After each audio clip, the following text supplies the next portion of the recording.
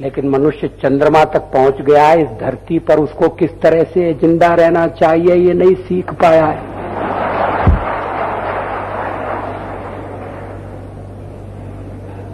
हम पक्षी की तरह से आकाश में उड़ सकते हैं, हम मछली की तरह से सागर में तैर सकते हैं, मगर हम इंसान की तरह से धरती पर नहीं चल सकते, जिंदा नहीं। अजीज दोस्तों, अस्सलाम वालेकुम, नमस्ते, सत श्री अकाल, गुड आफ्टरनून। कोविड के हवाले से मैंने अभी 2 दिन पहले एक वीडियो बनाई थी जिसमें मैंने समझाने की कोशिश की थी कुछ चीज़ें जो शायद मैं सही से समझा नहीं पाया। मैं आपको वापस तफसील से बताता हूँ कि देखें, बात दरअसल ये है कि ये शुरू से एक कॉन्स्पायरेसी थ्योरी चल रही है कि ये मैन मेड वायरस है और ज़बरदस्ती इस दुनिया में कुछ एजेंडे के तहत लाया गया। कई ऐसी थ्योरीज चल रही हैं बिल गेट्स के हवाले से और ये सब चीज़ें। यहाँ पे हमें देखें, कुछ चीज़ों को जहन में रखना होगा। मैं भारत के मामले पे आने से पहले कुछ चीज़ें आपको समझा दूँ जो मेरी अपनी स्टडी है, जो मेरी अपनी समझ है, जो मैंने अपना इस पर बहुत ज़्यादा स्टडी की है। तो देखें, दुनिया की जो बड़ी पावर्स हैं वो मल्टीनेशनल कॉरपोरेट्स चलाती हैं। अमेरिका हो, चाइना हो, रशिया हो, सब इकोनॉमिक वारफेयर हैं, और यूरोप है, और सब मल्टीनेशनल कॉरपोरेट्स हैं जो पॉलिसीज़ बनाती हैं इन कंट्रीज़ के सारे मामलात को चलाना, किस तरह चलाना है। ये हमने अभी रिसेंट इलेक्शन में भी देखा कि जब डोनाल्ड ट्रंप और बाइडेन के दरमियान जब मुकाबला था तो जितना इलेक्शन डोनेशन इन मल्टीनेशनल ने दिया, जो बड़ी बड़ी कंपनियां हैं, माइक्रोसॉफ्ट है, एक्सॉन है, ये फेसबुक है, गूगल है, पेप्सी है, कोका कोला है, जितनी बड़ी कंपनियां आप ले लें, इन्होंने जितना इलेक्शन फंड बाइडेन को दिया ना, उसका शायद 10% भी डोनाल्ड ट्रंप को नहीं दिया। फिर सोशल मीडिया का ज़माना है, हर आदमी सोशल मीडिया को फॉलो करता है, और ख़ास तौर पे अमेरिका जैसे देश में जहाँ पे एजुकेशन हाई है और जहाँ पे सारे मामला लोग, आम आदमी चीज़ें वो लिखते पढ़ते हैं, तो वहाँ पे सोशल मीडिया का बड़ा इम्पैक्ट होता है। और आपने देखा था कि सोशल मीडिया के बड़े बड़े प्लेटफॉर्म्स ने, ट्विटर, फेसबुक वगैरह ने डोनाल्ड ट्रंप को पाबंदी लगा दी थी और उसकी ट्वीटों को बिल्कुल मलाइन कर रहे थे, और बाइडेन को पूरा प्रोजेक्ट किया जा रहा था। और बड़ी जो कंपनियां हैं ना, वो 4-5 सेक्टर हैं जो बहुत ही ज़्यादा टोटल इकोनॉमी को कंट्रोल करती हैं, जिसमें आर्म्स इंडस्ट्री है, पेट्रोल और ऑयल और एनर्जी और रिसोर्सेज की जो इन कंपनियां हैं, आईटी सेक्टर है जिसमें ये फेसबुक वगैरह आ जाती हैं, गूगल और ये सब, और फार्मास्यूटिकल। अब देखें आप, जब से ये कोरोना आया है तो फार्मास्यूटिकल कंपनीज का बिजनेस कैसे बढ़ा है। भाई, एक आम आदमी की आप मिसाल ले लें पूरी दुनिया में, तो वो हर महीने कई डॉलर खर्च कर रहा है ये दवाइयों पे, मास्क, सैनिटाइज़र, मुख्तलिफ चीज़ों पे खर्च कर रहा है, जो बीमार नहीं हो रहा, जिसको कोरोना नहीं लग रहा। और जिसको कोरोना लग जाए उसका तो फिर हाल ही ख़राब, उसका तो हिसाब किताब बहुत ज़्यादा खर्चा हो जाता है, लाखों में लग जाता है उसका। हॉस्पिटल, दवाइयाँ, इम्यूनाइजेशन की जो दवाइयाँ हैं, इम्यूनिटी सिस्टम बढ़ाने की दवाइयाँ हैं, वेंटिलेटर्स हैं, ऑक्सीजन हैं, ये सब चीज़ें, हॉस्पिटल्स के बिजनेस। तो फार्मास्यूटिकल कंपनीज का इंटरेस्ट है कि ये कोविड चलता रहे। मुझे याद है कि 90s में फाइजर कंपनी बिल्कुल बैंकरप्सी पे चली गई थी, लेकिन फाइजर की एक बहुत बड़ी इन्वेस्टमेंट थी सेक्स पोटेंसी बढ़ाने की दवाई की इजाद के ऊपर। हर आदमी सेक्स करता है, इन्होंने वियाग्रा इजाद की, और वियाग्रा एक गोली $5-7, मतलब मुझे याद पड़ता है कि $40-50 की 4 का पत्ता मिलता था 90s में। फाइजर ने बिलियंस ऑफ डॉलर कमाए उस एक दवाई से। दवाई हर आदमी की ज़रूरत होती है, हेल्थ केयर की चीज़ें हर आदमी की ज़रूरत होती हैं। ये वायरस जितना चलेगा फार्मास्यूटिकल कंपनियों का बिजनेस बढ़ेगा। मामूली एक वैक्सीन की मिसाल ले लें कि $10 की अगर एक वैक्सीन बेचती है कोई कंपनी, 1 बिलियन डोज बिकने का मतलब है $10 बिलियन। खाली आप मास्क और सैनिटाइजर और आम आदमी को जो ज़रूरत की चीज़ें इस्तेमाल करनी पड़ेंगी उसका ही अंदाज़ा लगा लें। खाली भारत जैसे देश को देख लें, 135 करोड़ का देश है, जहां पे इतनी बड़ी इनके लिए मार्केट थी। और हुआ ये कि भारत में कोरोना फैला तेजी से लास्ट ईयर, वहां पे सरकार ने रिवॉल्यूशनरी काम किया, लॉकडाउन और स्ट्रिक्ट लॉकडाउन लगाया। पाकिस्तान की तरह आर्मी नहीं बुलानी पड़ी थी और आम आदमी ने भारत की सरकार का साथ दिया था, कंट्रोल कर लिया गया। और ऐसा कंट्रोल किया कि दुनिया में सेकेंड वेव्स और थर्ड वेव्स आने लगी, भारत में कंट्रोल हो गया। फिर वैक्सीनेशन का काम शुरू हुआ, भारत की वैक्सीन पूरी दुनिया में जाने लगी, 60 से ज़्यादा मुल्कों में जाने लगी। उस पे इन फार्मास्यूटिकल कंपनीज का दिमाग घूमा कि ये तो हमारा धंधा ही चौपट कर रहा है। अब उस पे आपके भारत में तो आपको पता है कि गद्दारों की कमी नहीं। भारत में अड़े एक्सपोर्ट हो रहा है, हमारे पास वैक्सीन नहीं, एक्सपोर्ट हो रहा है, एक्सपोर्ट हो रहा है। फॉरेन मिनिस्टर ने ये जवाब दिया। But if you get into this, why are you exporting abroad at all? Then somebody else will ask, why am I exporting to India? There is a need for countries. We are hearing it in India itself. People are saying, why are you exporting the vaccine when you need it here? And the same thing is happening in other countries. So I'm leading off the question from there. I think that's a very legitimate question. And again, I would say the blame game walas will have their attitude and their approach. And I think as serious people, let's look at it. You know, today, as foreign minister, I am pushing other countries, particularly some big countries, saying, look, please keep the raw materials flowing for vaccines to be made in India. Okay. Now, why am I doing that? Because the fact is that there are global supply chains. There is nothing is made. Very few things are made exclusively in one geography. Very few societies can say we are autonomous of our reliance on others. So ask yourself this question. Can I, on the one hand, go around the world and tell people, guys, keep your supply chains flowing towards me? And by the way, the end product of that supply chain, I'm asking you for raw material, but I'm not going to give you the vaccine. So now, and look at the vaccine itself. I mean, today your largest vaccine under production is an international product. It's a co-creation. It's a co-production. I think those who talk about, why are you doing this for the world? Why are we not? It's not that we are not prioritizing our people. I mean, when as things got tough, we actually spoke to the world very honestly and said, look, we tried, we have done our best to live up to commitments, contractual commitments of producers, COVAX commitments, the Gavi stuff you spoke about. But right now, please understand that I have this very serious situation at home, and I think most countries understand that. But if you get into this, why are you exporting abroad at all?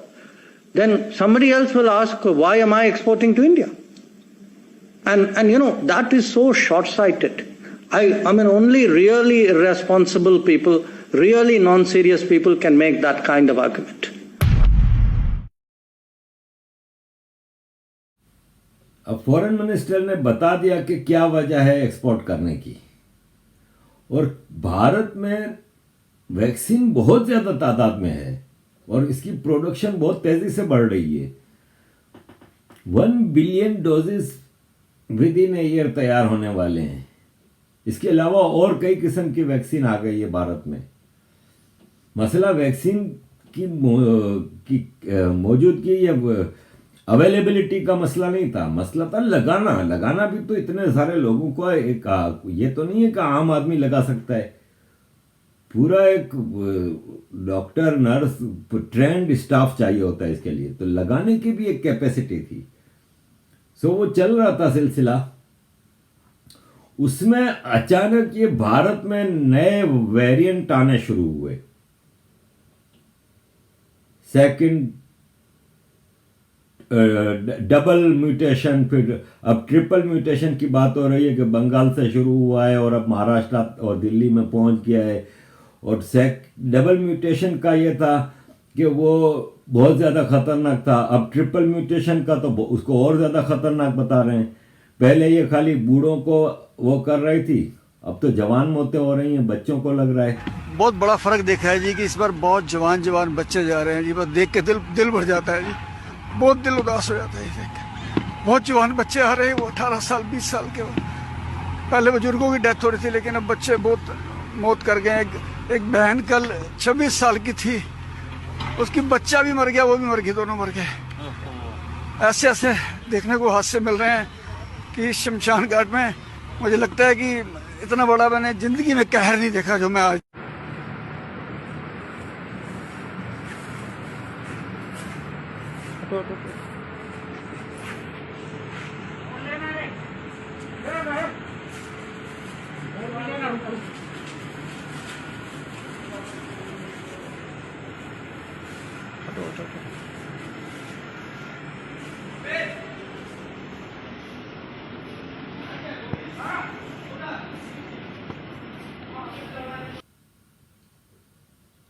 क्या वजह है कि अचानक भारत में अचानक ये सब चीजें सोचने की बात है। देखें, पॉलिटिक्स मैं नहीं करना चाह रहा, ये एक बहुत ही इंसानियत का मसला है। 3-3 लाख केस रोज के हो रहे हैं, हजारों लोग रोज के मर रहे हैं, मजाक नहीं है। लेकिन ये अचानक कैसे हुआ? भाई आप दिल्ली की मिसाल ले लें कि दिल्ली के चीफ मिनिस्टर के ये 3 स्टेटमेंट आप देख लें। समिट बड़ा वेबिनार भी किया जाए और जो शहर हो वहाँ पर लोकल हो तो सभी धार्मिक नेताओं को बुला करके समिट हो जाए और बाकी लोगों को वर्चुअल जोड़ा जाए। जो सिविल सोसाइटी के लोग हैं एक आध समिट उनका कर लिया जाए। जो सेलिब्रिटीज हैं, लेखक हैं, कलाकार हैं, तो खिलाड़ी हैं, उनको एक बार कर लिया जाए। मैं समझता हूं कि ये गवर्नर के माध्यम से इस प्रकार के लगातार भिन्न भिन्न समाजों के लोगों को जो आज की डेट में हमारे पास सफिशिएंट ऑक्सीजन है। मैं देख रहा हूं देश के कई हिस्सों में, कई स्टेट्स में ऑक्सीजन की कमी है। दिल्ली में ऑक्सीजन की कमी नहीं है। We are good on oxygen. लोग बहुत ज्यादा तकलीफ में है सर। पूरी रात हम सो नहीं पाते, नींद नहीं आती। इनका मुख्यमंत्री होते हुए भी मैं कुछ नहीं कर पा रहा। डर लगता है कि ऑक्सीजन की कमी से कहीं कोई बड़ा हादसा ना हो जाए। ईश्वर ना करे अगर ऑक्सीजन ना मिलने से कुछ अनहोनी हो गई तो हम सब कभी अपने आप को माफ नहीं कर पाएंगे। मेरा आपसे निवेदन है कि यहां से ऑक्सीजन अगर हो सके तो हमें हवाई जहाज से उपलब्ध करवाई जाए, और नहीं तो जैसा अभी बताया गया आपका आइडिया है ऑक्सीजन एक्सप्रेस शुरू करने का, वो ऑक्सीजन एक्सप्रेस शुरू करके वेस्ट बंगाल और उड़ीसा से हमें ऑक्सीजन दिलवाई जाए। 15 अप्रैल को इनके पास ऑक्सीजन बेशुमार मौजूद था, तो 20-21 अप्रैल को इनके पास ऑक्सीजन नहीं है अचानक। और फिर इंटरनेशनल मीडिया ने जिस तरह से इसको रिपोर्ट करना शुरू किया कि भारत फेल हो गया है, भारत में तो कोविड ने तबाही मचा दी है। नो डाउट तबाही मचाई है भाई, लेकिन आप एक इंटरनेशनल साजिश को भी तो समझे ना। अब भारत जो रॉ मटेरियल वैक्सीन के लिए और इसकी जो दवाइयों के लिए, उसमें सारा रॉ मटेरियल, क्योंकि जियोग्राफिकल एरियाज होते हैं जिसमें मुख्तलिफ चीज़ें प्रोड्यूस होती हैं, तो कुछ चीज़ें भारत वहाँ से भी मंगवा रहा था। अब अमेरिका ने उस पर रोक लगा दी। अमेरिका एक सेल्फिश कंट्री है जिसने सिर्फ अपना फायदा हमेशा सोचा है। अमेरिका ने उस रॉ मटेरियल पे रोक लगा दी, ये कह के कि पहले हमें अपने अमेरिकन लोगों को देखना होगा। Okay, can I go to vaccine diplomacy? Sure. So India is currently facing a horrible surge in coronavirus infections, and we reported that they've asked United States to lift a ban on the export of vaccine raw materials, which basically threatens to slow the country's vaccination drive. When will the administration decide on that? So we've addressed this a couple times in the briefing. As I've said, this is a question for USTR when it comes to. But why is it a question for USTR? Secretary Blinken had a phone call with his counterpart. That's right, and they did discuss COVID. But when it comes, and this didn't come up. We issued a readout of that call, and as the readout of the call notes, they did discuss the COVID-19 response. You asked about intellectual property and certain controls. That is within the purview of USTR. What I will say broadly is that the United States, first and foremost, is engaged in an ambitious and effective and so far successful effort to vaccinate the American people. That campaign is well underway, and we're doing that for a couple of reasons. Number one, we have a special responsibility to the American people. Number two, the American people, this country has been hit harder than any other country around the world. More than 550,000 deaths, tens of millions of infections in this country alone. But there's also a broader point here that I made yesterday, that it's, of course, not only in our interest to see Americans vaccinated, it's in the interest of the rest of the world to see Americans vaccinated. The point the Secretary has made repeatedly is that as long as the virus is spreading anywhere, it is a threat to people everywhere. So as long as the virus is spreading uncontrolled in this country, it can mutate and it can travel beyond our borders. That, in turn, poses a threat well beyond the United States. It is true that even as we focus on this, we have also played a leadership role when it comes to seeking to contain the virus beyond our borders. We have re-engaged with the WHO on day one. The $2 billion we've contributed to COVAX, with $2 billion more on the way. When it comes to our own hemisphere, बड़ी गंदी politics है। मसला ये है कि आप फिल्में देखते हैं, फिल्मों में अक्सर दिखाते हैं, और ये फिल्मों की बात नहीं, हमने हिस्ट्री में भी, रिसेंट हिस्ट्रियों में भी पढ़ा है कि गाय का सर काट के मंदिर में फेंक देंगे, सूअर का सर काट के मस्जिद में फेंक देंगे, हिंदू मुस्लिम फसाद हो जाएंगे। कौन कराता था? पॉलिटिशियंस। मरता कौन था? आम आदमी। कितने मरते थे? सैकड़ों और हजारों लोग मर जाते थे बल्बों में। इंसान की जान की कीमत नहीं होती पॉलिटिशियंस की नजर में। तो आज दुनिया में जो लाखों लोग मरे हैं इस कोरोना से, तो ये कोई इम्पॉसिबल चीज नहीं है कि कोई कराया गया है। भाई जंग होती है ना,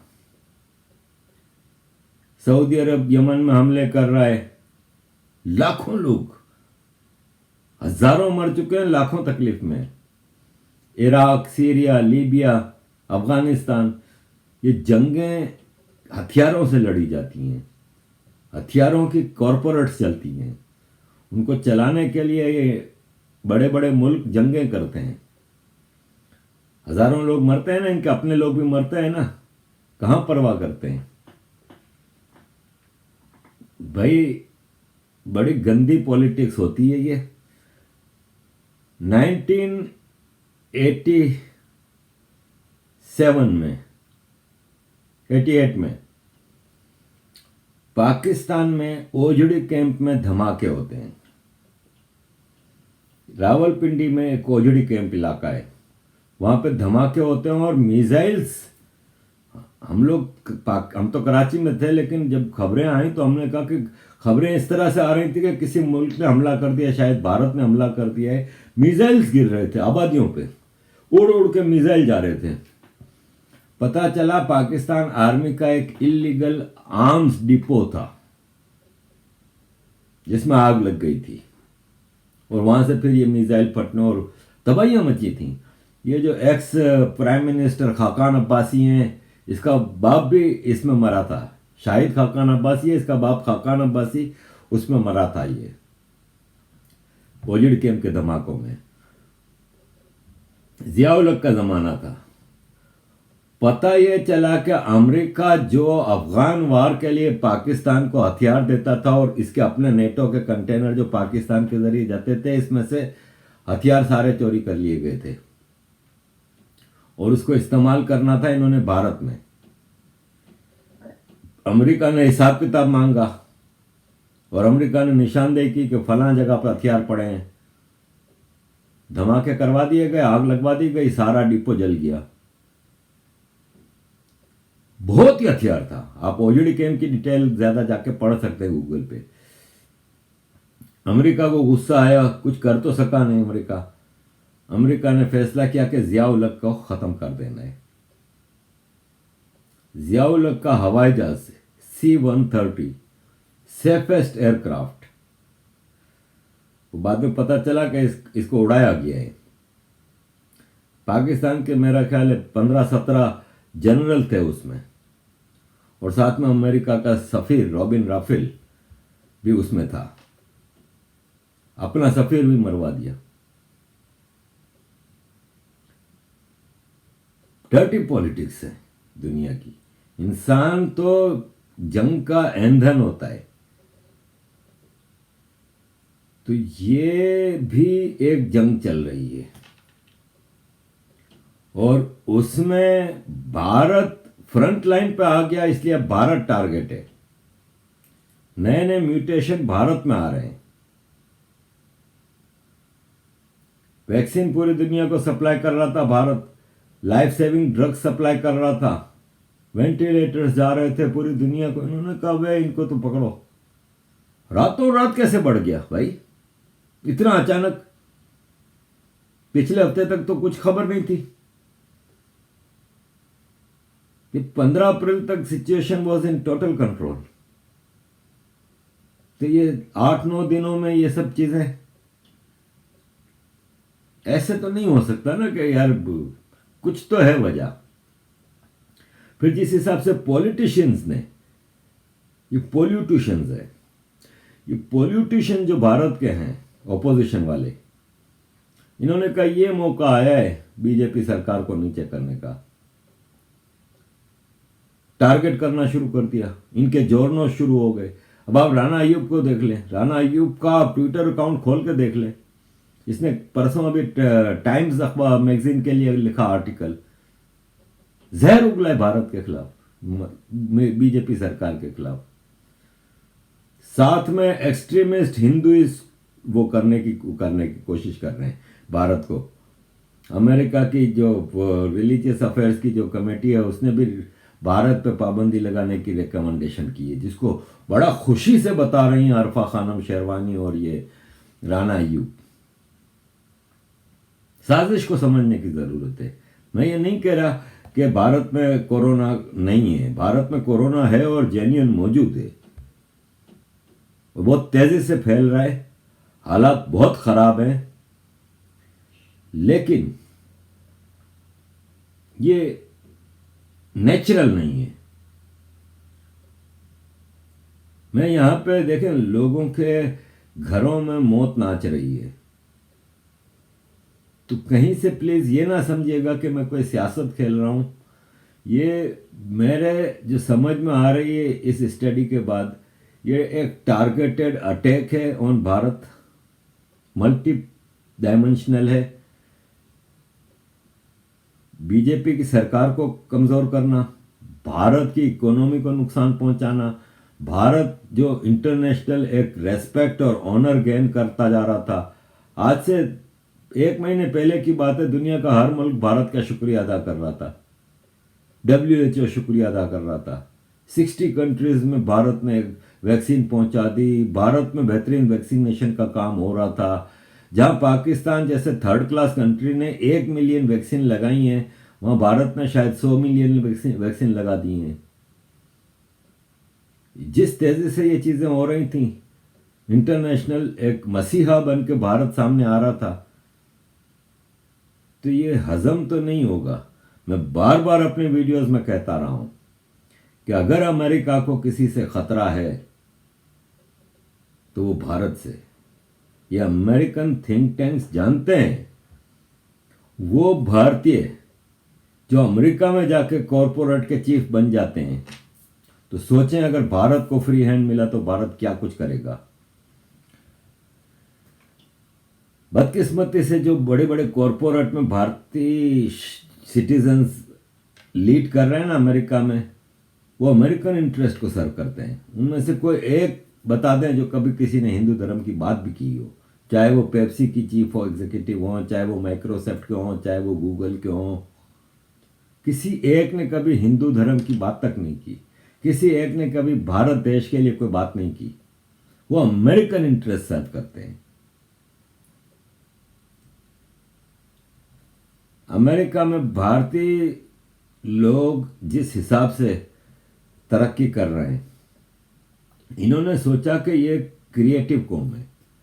आज आपके बंगलोर में आईटी का गढ़ है, सिलिकॉन वैली से ज़्यादा यहाँ पे काम हो रहा है, लेकिन चूंकि इसको थर्ड वर्ल्ड कंट्री बना कर रखा हुआ है, भारत को बढ़ने का मौका ही नहीं दे रहे। एक तरफ पाकिस्तान छोड़ा हुआ है इधर से, दूसरी तरफ अंदरूनी तौर पे इनके पास एक राना अयूब थोड़ी है, हजारों हैं भारत में। कांग्रेस थी तब तक सब अच्छा था कि कांग्रेस ने कभी भारत के पोटेंशियल को आगे बढ़ने ही नहीं दिया ना, तो इन्होंने कहा कि चलो सब अच्छा है, दबा कर रखो चलो। लेकिन आज बीजेपी सरकार भारत को उसका जो जेन्युइन पोटेंशियल है उसकी तरफ लेके जा रही है, तो ये शायद पसंद नहीं आ रहा लोगों को, और उसको रोकने के लिए साजिशें हो रही हैं। अब ये तो मैंने आपको इंटरनेशनल पूरा सिनारियो समझा दिया। फाइजर कंपनी ने, फाइजर की बात वापस आ गई। इनकी वैक्सीन, इनको यह था कि हमारी वैक्सीन पूरी दुनिया में चलेगी। हुआ ये कि वो भारत की वैक्सीन चलने पड़ी। अब इन्होंने भारत से कहा है कि हमारी वैक्सीन खरीदो, और कुछ कॉन्ट्रैक्ट होने भी जा रहा है। सारा गेम है। आपको मैं वापस बता रहा हूं कि जरा बैठ के कैलकुलेट करें। दुनिया की आबादी जो है 8-9 बिलियन, सोचें एक आदमी $10 महीने के खर्च करता है इस कोरोना वायरस के ऊपर, मास्क, सैनिटाइजर, इम्यूनिटी की दवाइयां और दीगर चीजों पे। सीधा सीधा $100 बिलियन पे बात चली जाती है। फिर जो बीमार होता है, हॉस्पिटल ओवरफ्लो है। तो ये सारी चीजें हैं। अब आता हूं मैं भारत की सूरत हाल पे। भारत में ऑपोजिशन पार्टीज, जहां पे बीजेपी की सरकार नहीं, वहां पे ज्यादा मामला खराब है। रातों रात कैसे खराब हो गए। अब महाराष्ट्र पे आते हैं। महाराष्ट्र में अनिल देशमुख का रिजाइन होता है, वो पुलिस इंस्पेक्टर वैज का वो होता है केस। कई चीजें हो रही थी, सरकार डूबने जैसी थी। अब कौन बात भी नहीं कर रहा कोई, सबको कोरोना लग गया ना भाई, सब उसी में लगे हुए हैं। दिल्ली सरकार, क्या आदमी मिला है भाई, वो तो हमारे पाकिस्तान में भी इस लेवल का घटिया आदमी कोई नहीं होगा भाई। आप देखें क्या कर रहे हैं वो। मोदी जी से डांट खाई कल, कोई इनका वो है नहीं। ऑक्सीजन के ऊपर लगे हुए हैं, कह रहे हैं आर्मी के जरिए ऑक्सीजन सप्लाई करें। जरा देखिए आप दिखा दे नया बैच कैसे कैसे आया। 2-3 दिन पहले दिखाया था, ये ट्वीट किया था, लोगों ने मजाक उड़ाया था बहुत ज्यादा। आइए देख लीजिए।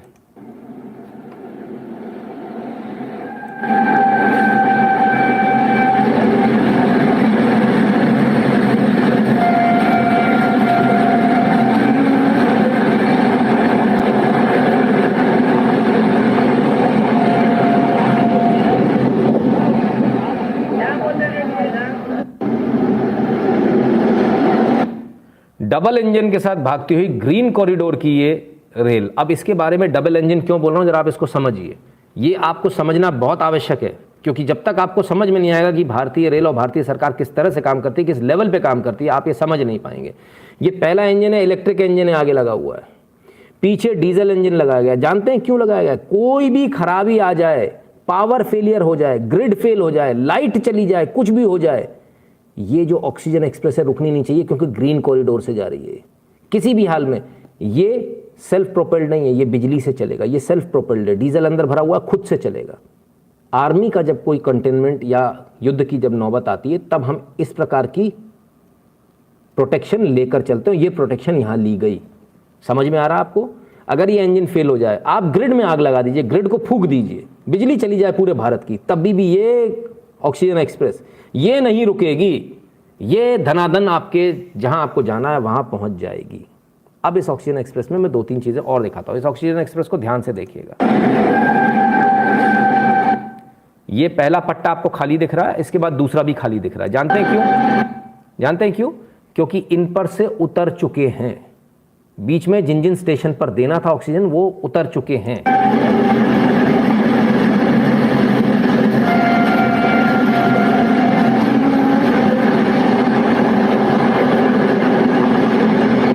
ये भी खाली है, ये भी खाली है, ये 2 और बीच के खाली, आगे के भी खाली थे। तो जहां जहां उतरने थे वहां ये टैंकर्स उतर चुके हैं और ये बाकी आगे जा रहे हैं। ठीक है, आप देखिए कितनी high priority, this is the highest priority जो दी जा सकती है। रेलवे ये highest priority president special, prime minister special को देती है, लेकिन आपके लिए कभी सरकारों ने नहीं सोचा। किसी सरकार ने आपको प्रधानमंत्री और राष्ट्रपति के बराबर में तवज्जो नहीं दी, लेकिन प्रधानमंत्री मोदी एकमात्र ऐसे प्रधानमंत्री जिन्होंने ये आदेश दिया था कि ग्रीन कॉरिडोर बनेगा, स्पेशल ट्रेन चलेगी, ऑक्सीजन एक्सप्रेस के नाम से चलेगी, और उसको वो सारी सुविधाएं मुहैया कराई गई जो प्रेसिडेंट स्पेशल को कराई जाती है, जो प्राइम मिनिस्टर स्पेशल को कराई जाती है। यानी देश के राष्ट्रपति के बराबर की एक आम आदमी की जान को आंका गया। ये इस देश में पहली बार हुआ है। ना तो गुलाम भारत में आज तक ऐसा हुआ, ना आजाद भारत में आज तक ऐसा हुआ। बात करते हैं लोग, क्या बात करोगे आप? आपको जानकारी क्या है? पहले जानकारी लीजिए, आइए बात करते हैं हम भी। बताइए इससे पहले कितनी ऐसी ट्रेन चली हैं, हम भी देखना चाहते हैं। ऑक्सीजन मौजूद है इनफ। मसला ऑक्सीजन की ट्रांसपोर्टेशन का एक मसला है, फिर उसको वो इंस्टॉलेशन का मसला है। भारत की सरकार कर रही है पूरी चीजें ऑक्सीजन के हवाले से, और इसमें साजिशें हो रही हैं। योगी जी ने ट्रैकर लगाने का बोला है कि ऑक्सीजन की जो ट्रांसपोर्टेशन होती है उस पर ट्रैकर लगाऊंगा। क्या वजह है ट्रैकर लगाने की? समझिए, साजिश ज्यादा हो रही है। अगर साजिश ना हो ना तो भारत में कोई इतना बड़ा क्राइसिस नहीं होगा ऑक्सीजन का और इन चीजों का, लेकिन साजिशों से निपटना भी ये सरकार का काम है। ऑक्सीजन की सप्लाई हो रही है, जर्मनी से प्लांट आ रहे हैं, कोशिश पूरी हो रही है, क्योंकि ये एक हमला है। अब इसको मैं बार बार साजिश कहूं, चले नेचुरल सही, आप नेचुरल समझ लें, है तो हमला ना। अचानक भारत पे एक हमला हुआ है ना, इसमें सरकार के हवाले से आम आदमी का क्या रवैया है? कितने लोग एसओपीज की पाबंदी कर रहे हैं? अब सख्तियां हुई हैं तो थोड़ा बहुत कर रहे हैं। प्रेग्नेंट पुलिस वालियों को, बेचारियों को सड़कों पे लोगों से एसओपीज की पाबंदी करानी पड़ रही है। लोग तो सीरियसली ले नहीं रहे ना भाई। इसमें सरकार खाली अकेली कोई कसूरवार नहीं होती किसी चीजों में। तो जरा आप भी तो अपना जरा वो करें, संभालें, चीजों को कंट्रोल में रखें जितना जरूरी हो। हम लोग यार 1 साल हो गया घर में बंद पड़े हैं यार। लंदन जैसे शहर में बस शॉपिंग के लिए निकलते हैं, वापस आके घर में बंद हो जाते हैं। जॉब पे जाते हैं, वापस आके घर में बंद हो जाते हैं। जॉब पे भी चूंकि एक कमरे में बंद होते हैं, ज्यादातर सीसीटीवी के सामने बैठे हुए होते हैं, तो इसलिए ज्यादा हमारा पब्लिक वो नहीं होता। जैसे तैसे अपना और अपने परिवार को बचा के रखा हुआ है। जो हमारी बेटी का हॉस्टल सब छुड़वा दिया हमने यूनिवर्सिटी से, ऑनलाइन पढ़ रही है, नहीं जा रही यूनिवर्सिटी। हम लोग भी तो पूरी कोशिश कर रहे हैं एहतियात करने की। वहां पे लोगों के मजे लगे हुए हैं। कई वीडियोस देख रहे हैं। वो औरत की जो वीडियो थी जिसके शौहर ने कहा वो मान नहीं रही थी, मैं अपने शौहर को किस कैसे करूंगी अगर मैं मास्क पहनूंगी तो। अरे मजाक लगाया हुआ है यार, सीरियसली लेने को तैयार ही नहीं है। तो जरा खुद भी तो, हर आदमी की भी तो जिम्मेदारी है ना। तो प्लीज अपने आप को बचाएं, अपने करीब के लोगों को बचाएं। जितना केयर करेंगे इतना अच्छा है। ये कोरोना से लड़ने का आसान तरीका जो है ना वो है केयर।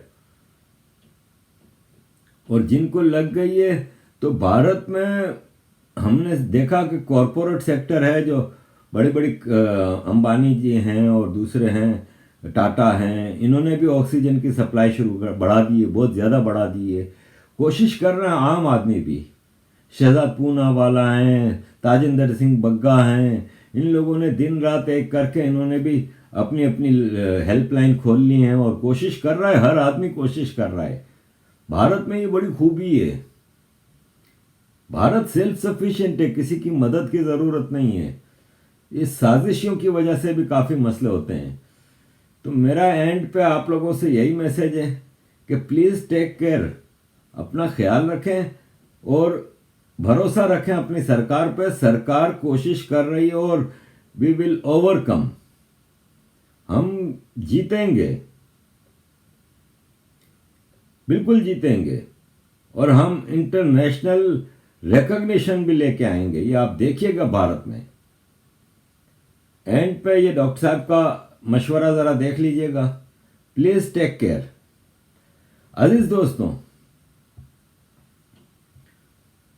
जितना आप केयर करेंगे इतना आपके लिए, आपके करीब के लोगों के लिए, आपके परिवार के लिए, आपके इलाके के लिए, आपके शहर के लिए और आपके देश के लिए अच्छा होगा।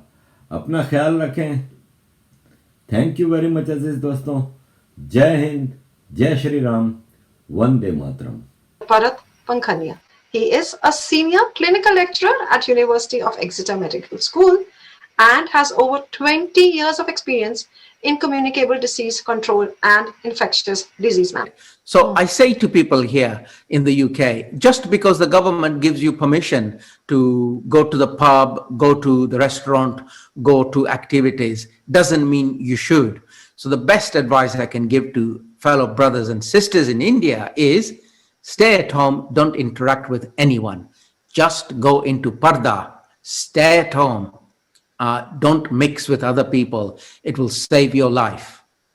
Thank you so much, Dr. Bharat. And I think there are so many organizations. We saw how a slum like Dharavi was able to get out of the COVID in the first wave. And, you know, we have seen the phase 3 clinical trials of the indigenously developed COVID-19 vaccine, Covaxin by Bharat Biotech International. And the ICMR have demonstrated 100% efficacy against severe COVID-19 disease. They said that in the joint statement. So that is, you know, silver lining. Stay strong, India. Together we can beat Corona. Let's, you know, follow the basic guidelines that the government is issuing. And this is the time to, you know, listen to this advice, stay strong and stay focused and seek medical advice over the phone. Do not go to the hospital unless it is really needed. Thank you so much, Dr. Bharat, for joining us and giving us a, you know, such a nice insight into this. And I do hope that people will, you know, really take this seriously, and we will in the next few weeks be able to come out of this safely. Thank you so much. Thank you, my pleasure. And if people wish to follow me, because I'm always giving advice, my Twitter handle is @Dr.